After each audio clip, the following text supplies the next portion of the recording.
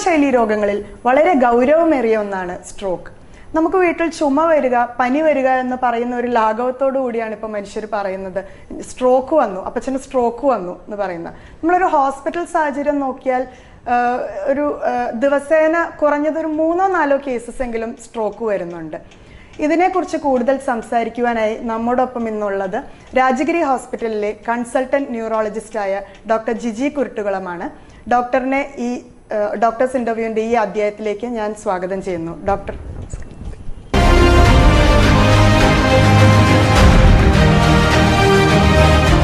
Sir, ഇപ്പം ഒരാൾക്ക് stroke വന്നു കഴിഞ്ഞ് നമ്മളൊരു പ്രൈമറി ട്രീറ്റ്മെന്റ് ഒക്കെ കഴിഞ്ഞു, അത് കഴിഞ്ഞുള്ള ചികിത്സാ രീതികൾ എന്തൊക്കെയാണ്? അതായത് നമ്മളൊരു ആശുപത്രിയിലേക്ക് ചെല്ലുന്നു എന്ന് വിചാരിക്കുക, നമ്മൾ എപ്പോഴും അറിഞ്ഞിരിക്കണം എന്തൊക്കെ അവിടെ സംഭവിക്കാൻ പോകുന്നുവെന്ന്. ഇത് വളരെ ഗൗരവമുള്ള കാര്യമാണ്. കാരണം വെച്ചാൽ നമ്മളൊരു ആശുപത്രിയിലേക്ക് ചെല്ലുമ്പോൾ ഇപ്പം നമുക്ക് പലപ്പോഴും ആശുപത്രിയും ചുറ്റിപ്പറ്റിയൊക്കെ ഒത്തിരി തെറ്റിദ്ധാരണകളുണ്ട്. മനസ്സിലായില്ലേ? ഒബ്സർവേഷൻസ്. അപ്പൊ നമുക്ക് അവിടെ ചെന്നിട്ട് നമുക്ക് പെട്ടെന്ന് ആ ടെസ്റ്റ് ചെയ്യണം, ഈ ടെസ്റ്റ് ചെയ്യണം എന്നൊക്കെ പറയുമ്പം ചിലരെങ്കിലും അപൂർവമായിട്ട് ഞങ്ങളുടെ അനുഭവത്തിൽ ഉണ്ടായിട്ടുണ്ട്, ഡോക്ടറെ ഇപ്പൊ ഇതിന്റെ ആവശ്യമില്ല, ഞങ്ങൾ പോയിട്ട് പിന്നെ വരാമെന്ന് പറഞ്ഞു. വേറെ പ്രശ്നങ്ങളൊന്നുമില്ല ആണെങ്കിൽ എന്തിനാണ് നമ്മൾ ഈ ടെസ്റ്റ് ഒക്കെ ചെയ്യുന്നത് എന്ന് വിചാരിക്കും. തീർച്ചയായും ഇത് തെറ്റിദ്ധാരണയാണ്. നിങ്ങൾക്ക് ഒരു രോഗി മനസ്സിലാക്കേണ്ടത്, ഒരു വിദഗ്ധ ഡോക്ടർ വിലയിരുത്തിയിട്ട് ഇത് സ്ട്രോക്കിന്റെ ലക്ഷണമാണെന്ന് കണ്ടാൽ തീർച്ചയായും ആ ഡോക്ടർ പറയുന്ന ഗൗരവമുള്ള പരിശോധനകൾ ഉടനടി വിധേയമാക്കേണ്ടതാണ്. കാരണം പലപ്പോഴും നിങ്ങൾക്ക് നഷ്ടപ്പെടുന്നത് നിങ്ങളുടെ ജീവനായിരിക്കാം, നിങ്ങൾക്ക് കിടപ്പിലാകുന്ന ഒരു അവസ്ഥയായിരിക്കാം. അപ്പോൾ നമ്മൾ മനസ്സിലാക്കിയിരിക്കണം, ഒരു ആശുപത്രിയിൽ ചെന്നാൽ ഒരു ഡോക്ടർ എന്തൊക്കെ പരിശോധനകളും ചികിത്സകളുമായിരിക്കാം ചെയ്യാൻ സാധ്യതയെന്ന്. നമ്മളൊരു കാഷ്വാലിറ്റിയിൽ നമ്മളൊരു സ്ട്രോക്കിൻ്റെ ഈ ബി ഫാസ്റ്റ് എന്ന ലക്ഷണവുമായി കാഷ്വാലിറ്റിയിൽ ചെല്ലുകയാണെങ്കിൽ, എമർജൻസി ഡിപ്പാർട്ട്മെൻറ്റിൽ ചെല്ലുകയാണെങ്കിൽ സാധാരണ ആദ്യം തന്നെ ആ ഡോക്ടർ ഒരു ദേഹപരിശോധന നടത്തി ഇത് സ്ട്രോക്കിൻ്റെ ലക്ഷണമാണോ എന്ന് വിലയിരുത്തും. അതാണെങ്കിൽ അദ്ദേഹം ബ്ലഡ് പ്രഷർ പരിശോധിക്കാം, ഷുഗറിൻ്റെ ലെവൽ നോക്കാം.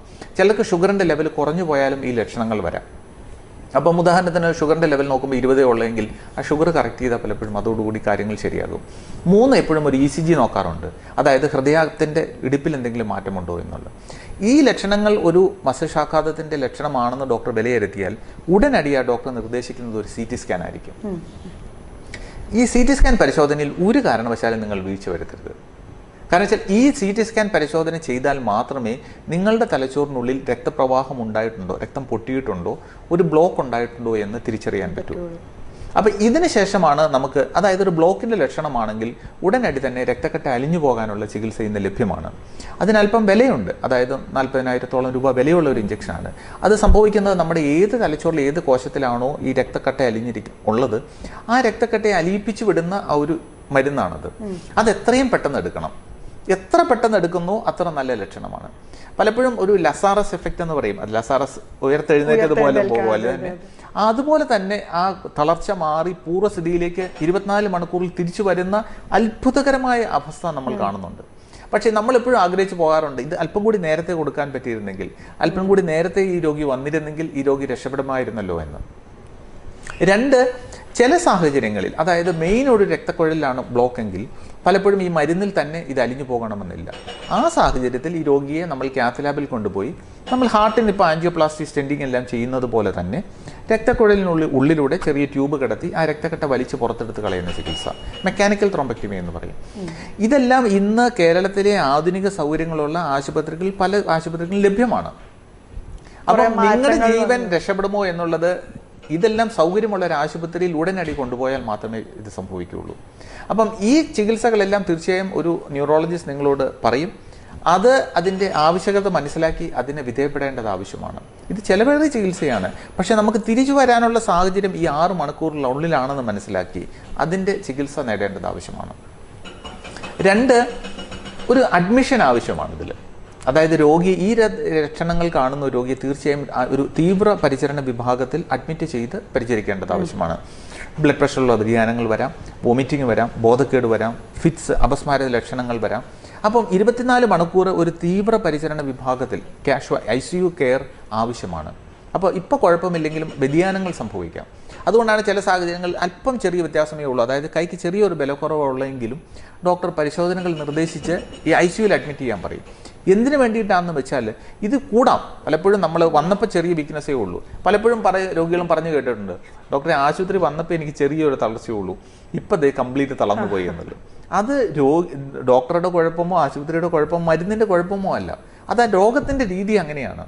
പതുക്കെയാണ് വന്നിട്ട് പലപ്പോഴും മസ്തിഷ്കാഘാതം ലക്ഷണങ്ങൾ ചെറുതായിട്ട് തുടങ്ങിയിട്ടാണ് അത് കൂടി കംപ്ലീറ്റ് ആയിട്ട് തളർന്നു പോകുന്നത്. അപ്പം ആ സമയത്ത് ഒരു കൃത്യമായ ചികിത്സ ലഭിക്കണമെങ്കിൽ നിങ്ങൾ ആശുപത്രിയിൽ അഡ്മിറ്റ് ആയാൽ മാത്രമേ പറ്റൂ. അപ്പം ഇത്തരത്തിലുള്ള ഒരു ഗൗരവമുള്ള ചികിത്സയാണ് നമ്മൾ ആശുപത്രിയിൽ മസ്തിഷ്കാഘാതത്തിന് ലഭിക്കേണ്ടതും ലഭിക്കുന്നതും.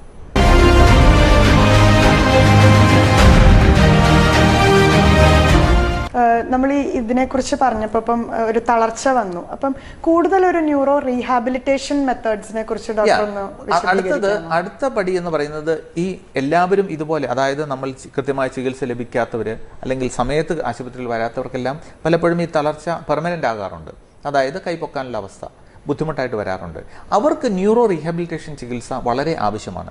അത് തിരിച്ചവരെ ജീവിതത്തിലേക്ക് കൊണ്ടുവരാനായിട്ട്. അത് അവരുടെ മസിൽ പവർ ഉണ്ടാക്കുക. നമുക്ക് എഴുതാനുള്ള കഴിവ് നഷ്ടപ്പെട്ടവരാണെങ്കിൽ അവർക്ക് എഴുതുന്നത് അവരുടെ ജോലി, ഇപ്പോൾ ഒരു വീട്ടമ്മയാണെങ്കിൽ വീട്ടിലെ ജോലികൾ ചെയ്യുന്നതിൽ കൂടുതൽ അവരെ ട്രെയിൻ ചെയ്തെടുപ്പിക്കുക. പലപ്പോഴും വരുന്ന പ്രശ്നം സംസാരത്തിലുള്ള ബുദ്ധിമുട്ടാണ്, സ്പീച്ച് തെറാപ്പി. അപ്പോൾ അവർക്ക് കൊച്ചുകുട്ടികളെ പഠിപ്പിക്കുന്നത് പോലെ തന്നെ അമ്മ, അച്ഛൻ ഈ വാക്കുകൾ പറഞ്ഞ് ഓരോ കാര്യങ്ങൾ പഠിപ്പിച്ചെടുത്ത് അവരെ വായിപ്പിക്കാൻ പഠിപ്പിക്കുക, TV കാണിക്കുക. ഇത്തരത്തിലുള്ള ട്രെയിനിങ്ങിലൂടെ അവരെ കൊച്ചുകുട്ടികളെ പഠിപ്പിക്കുന്ന പോലെ അവരെ പഠിപ്പിച്ച് തിരിച്ചു കൊണ്ടുവരാവുന്നതാണ്. പലപ്പോഴും ഉള്ള ഒരു ബുദ്ധിമുട്ടാണ് ഈ സ്വോളോയിങ് ഡിഫിക്കൽറ്റി, ആഹാരം ഇറക്കാനുള്ള ബുദ്ധിമുട്ട് അനുഭവപ്പെടുക. അപ്പോൾ ഇതിനെല്ലാം ട്രെയിനിങ് ആവശ്യമാണ്. അപ്പോൾ അതിനൊക്കെ ഉള്ള വിദഗ്ധ ചികിത്സാ സൗകര്യങ്ങൾ ഇന്ന് ആശുപത്രികളിലുണ്ട്. ഒരു സ്ട്രോക്ക് റീഹാബിലിറ്റേഷൻ ഒരു വലിയ ഡിപ്പാർട്ട്മെൻറ്റാണ്. അവിടെ ഒക്കുപേഷണൽ തെറാപ്പിസ്റ്റ് ഉണ്ട്, അതായത് നമ്മുടെ ഒക്കുപേഷനിലോട്ട് തിരിച്ചു വരാൻ സഹായിക്കുന്ന തെറാപ്പിസ്റ്റുകളുണ്ട്. ഫിസിയോതെറാപ്പിസ്റ്റ് ഉണ്ട്, നമ്മുടെ ആരോഗ്യം മസിലുകൾക്ക് ബലപ്പെടുത്താനും നടക്കുന്ന ഗെയ്റ്റ് തെറാപ്പി, നടപ്പ് എങ്ങനെ പൂർവ്വസ്ഥിതിയിലാക്കാമെന്ന് പഠിപ്പിക്കുന്ന ആൾക്കാരുണ്ട്. സ്പീച്ച് തെറാപ്പിസ്റ്റ് ഉണ്ട്, നമ്മുടെ സംസാരത്തെ പൂർവ്വസ്ഥിതിയിലേക്ക് കൊണ്ടുവരും. അവർ തന്നെ സ്വോളോയിങ് തെറാപ്പി ഉണ്ട്, അതായത് എങ്ങനെ ഭക്ഷണം കഴിക്കണമെന്ന് തിരിച്ചു പഠിപ്പിക്കുന്നവർ. നമുക്കറിയാമല്ലോ, ഭക്ഷണം കഴിക്കുമ്പോൾ കൃത്യമായി ഇറങ്ങിയില്ലെങ്കിൽ അത് ശ്വാസകോശത്തിൽ പോകും, എപ്പോഴും ശ്വാസ തടസ്സം വരാം. പിന്നെ അവരുടെ വെയിറ്റ് മെയിൻറ്റെയിൻ ചെയ്യുക, എക്സസൈസ് പ്രോഗ്രാം. അപ്പോൾ അവർക്ക് ചിട്ടയായിട്ടുള്ള ഒരു ജീവിതത്തിലേക്ക് തിരിച്ചു വരാനുള്ള എല്ലാ സഹായങ്ങളും ഇന്ന് ആശുപത്രികളിൽ ലഭ്യമാണ്. ഇത് നമ്മൾ തേടിയാൽ മാത്രമേ ഇത് നമുക്ക് കിട്ടുകയുള്ളൂ. നമ്മളിപ്പം പെട്ടെന്ന് ഒരു സ്ട്രോക്ക് വന്നു കഴിഞ്ഞാൽ കോമൺ ആയിട്ടൊരു ക്വസ്റ്റ്യൻ വരുന്നത്, ഇപ്പം വലതുഭാഗത്ത് ക്ലോട്ട് വന്നു, അപ്പൊ നമ്മുടെ ലെഫ്റ്റ് സൈഡിലാണ് അതിന്റെ നമ്മുടെ തലച്ചോറിന്റെ ഒരു ഘടന എന്ന് വെച്ചാൽ ഒരു ഭാഗത്തെ തലച്ചോറാണ് ഓപ്പോസിറ്റ് സൈഡിനെ കൺട്രോൾ ചെയ്യുന്നത്. നമ്മുടെ തലച്ചോറിന് എടുത്താൽ ഒരു വലിയ ഹെൽമെറ്റ് ആണെങ്കിൽ അതിന്റെ ഉള്ളിൽ 2 ലോബുകളുണ്ട്, പ്രധാനമായും ഇടതും വലതും. ഇടത് ലോബ്, അതായത് ലെഫ്റ്റ് ഹെമിസ്ഫിയർ, ലെഫ്റ്റ് ഭാഗമാണ് പ്രധാനപ്പെട്ട ഭാഗം. ഈ ലെഫ്റ്റ് ഭാഗമാണ് നമുക്ക് യൂഷ്വലി നല്ലൊരു ശതമാനം ആൾക്കാരും റൈറ്റ് ഹാൻഡഡ് ആണ്. നമ്മുടെ റൈറ്റ് ഹാൻഡാണ് നമുക്ക് വശമുള്ളത്, റൈറ്റ് ഹാൻഡ് വെച്ചാണ് നമ്മൾ ജോലി ചെയ്യുന്നത്. അപ്പം ഈ റൈറ്റ് ഹാൻഡഡ് ആയിട്ടുള്ള ആൾക്കാരിൽ എപ്പോഴും ഇടത് തലച്ചോറാണ് കൂടുതൽ ഡോമിനൻ്റ് ആയിട്ടുള്ളത്. നമ്മുടെ സംസാരം, നമ്മുടെ ബോധം, നമ്മൾ പാട്ടുകൾ, ഈ വിവേചന കഴിവുകളെല്ലാം നമ്മൾ അടങ്ങിയിരിക്കുന്ന ഇടത് ഭാഗത്താണ്. Right side non dominant hemisphere ആണ്. അതിന് പ്രധാനമായിട്ട് നമ്മുടെ ഇടതുവശത്തെ കൈയെ ചലിപ്പിക്കുക. അപ്പം ഒരു ഭാഗത്ത് കേടുവന്നാൽ ഓപ്പോസിറ്റ് സൈഡിലാണ് പലപ്പോഴും റിഫ്ലക്ട് ചെയ്യുക. ഡോക്ടർ, അപ്പം നമുക്ക് ഏത് ഭാഗത്ത് വന്നാലാണ് നമുക്കൊരു റിക്കവറി കുറച്ചും കൂടി ബുദ്ധിമുട്ടായിട്ട് വരിക? ഇതാണ് തലച്ചോറിന്റെ ഏറ്റവും ഗൗരവമുള്ള പ്രശ്നവും. ഞാൻ പറയുന്ന ഒരു ഉദാഹരണമുണ്ട്. നമ്മുടെ ശരീരത്തിലെ പല അവയവങ്ങൾ എടുക്കുക. ഉദാഹരണത്തിന് കിഡ്നി പ്രധാനമായിട്ടും ഒരു ഫിൽറ്ററാണ്. നമ്മുടെ ശരീരത്തിലുള്ള അശുദ്ധ സാധനങ്ങളെല്ലാം ഫിൽറ്റർ ചെയ്ത് കളയുന്ന ഒരു വെറും ഫിൽറ്റർ മാത്രമാണ് കിഡ്നി. ലിവറും ഒരു പരിധി വരെ ഒരു ഫിൽറ്ററാണ്. ശരീരത്തിലെ മോശമായിട്ടുള്ള സാധനങ്ങളെല്ലാം ഫിൽറ്റർ ചെയ്ത് ശുദ്ധീകരിക്കുന്ന ഒരു അവയവം മാത്രമാണ് ഫിൽറ്റർ. അതായത് ഞാൻ പറഞ്ഞു വന്ന ലിവർ എന്ന് പറയുന്ന മൊത്തം ഒരേ പ്രക്രിയ മാത്രം ചെയ്യുന്നതാണ്. അപ്പോൾ അതിൻ്റെ 30% മുറിച്ച് കളഞ്ഞാലും ബാക്കി 60% ആ ജോലി തന്നെയാണ് ചെയ്യുന്നത്. 2 കിഡ്നി ഉണ്ട് നമുക്ക്. ഇതിൽ ഒരു കിഡ്നി കളഞ്ഞാലും മറ്റേ കിഡ്നി ഫിൽറ്റർ ചെയ്തുകൊണ്ടിരുന്നുള്ളൂ. അതിൻ്റെ ഒരു പരിപാടി ഫിൽറ്റർ ചെയ്യുക എന്നുള്ളത് മാത്രമാണ്. ഹാർട്ട് മെയിനായിട്ടൊരു പമ്പാണ്. ഹാർട്ടിൻ്റെ മെയിൻ പമ്പ് ചെയ്തുകൊണ്ടിരിക്കുക. അപ്പോൾ അതിൻ്റെ ശക്തി ഇച്ചിരി കുറഞ്ഞാൽ പമ്പിങ്ങിൻ്റെ ഫോഴ്സ് കുറയുന്നു എന്ന് മാത്രമേ ഉള്ളൂ. രക്തം പമ്പ് ചെയ്യുന്നതിൻ്റെ അവയവം അത് മാത്രമേ കുറയുന്നുള്ളൂ. പക്ഷെ ഇതിൽ നിന്നും തികച്ചും വ്യത്യസ്തമായി നമ്മുടെ തലച്ചോറ് ഓരോ ഭാഗവും ഓരോ ജോലിയാണ് ചെയ്യുന്നത്. ഉദാഹരണത്തിന്, ഞാനിപ്പോൾ പാട്ട് കേൾക്കുന്ന ഒരു വ്യക്തിയാണെങ്കിൽ എനിക്ക് പാട്ട് പാടാനുള്ള എൻ്റെ ടോൺ കറക്റ്റ് ആവണമെങ്കിൽ എൻ്റെ തലച്ചോറിൻ്റെ ഒരു ഭാഗം പ്രവർത്തിക്കണം. പലർക്കും ഒരു ടീച്ചർക്ക്, ഒരു കണക്ക് പഠിപ്പിക്കുന്ന ടീച്ചറുടെ ഒരു ഭാഗമുണ്ട് കണക്കിലെ ഈ 1+1 2 മനസ്സിലാക്കുന്നതും ഗുണിക്കുന്നതും കുറയ്ക്കുന്നതും എല്ലാം കാണിക്കുന്ന ആ കാൽക്കുലേഷൻ മാത്രമായിട്ട് നമ്മൾ തലച്ചോറിനെ കൺട്രോൾ ചെയ്യുന്ന ഒരു ഏരിയ ഉണ്ട്. അതിന് മാത്രമാണ് കേട് സംഭവിക്കുന്നതെങ്കിൽ ആ ടീച്ചർക്ക് നഷ്ടപ്പെടുന്നത് കണക്ക് പഠിപ്പിക്കാനുള്ള കഴിവ് പൂർണ്ണമായിട്ട് നഷ്ടപ്പെടും. ഉദാഹരണത്തിന്, നന്നായിട്ട് പാടുന്ന ഒരു വ്യക്തി, അദ്ദേഹത്തിന് മൈനർ ഒരു സ്ട്രോക്ക് വന്നാൽ മതി, പാടുന്ന കഴിവ് ചിലപ്പോൾ നഷ്ടപ്പെട്ടു എന്ന് വരാം, പാട്ടുകൾ തിരിച്ചറിയാൻ പറ്റാതെ വരാം. ഇതുപോലെ ഗൗരവമുള്ള പല പ്രശ്നങ്ങൾ